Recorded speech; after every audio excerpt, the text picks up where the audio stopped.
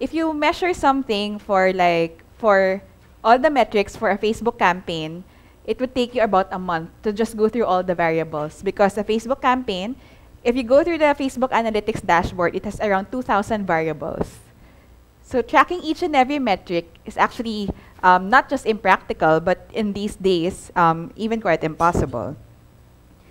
So when you do track something, it's important to track the things that will make it your campaign more hardworking in terms of what's going to improve or not. If you can track each and every metric, does that also mean you could apply the learning that you have with that metric to everything? Hindi rin. Because it's really impossible.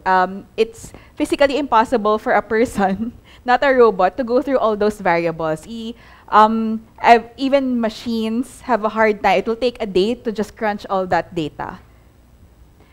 So what should you measure? You remember that measurements and metrics are feedback mechanisms. It's something that talks to us for us to know if what we've been doing is working or not. So what we do with the data, it's essentially three things. We use the data to learn, to course correct, and to optimize. The good thing with digital data is that you have that data on your hands, and you can apply it to your digital campaigns or to your business to learn, course correct, and optimize as well. We have the wonderful philosopher here, Albert Einstein, who said, if you do something over and over again, then that's the definition of insanity. So the numbers are here to let you know how to optimize and how to change the way you do things.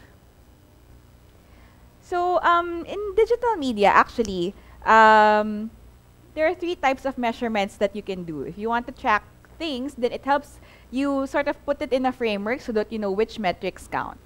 So in McCann, we sort of track three things in digital. We track what we call, how do you make this work? Yeah, tactical outcomes.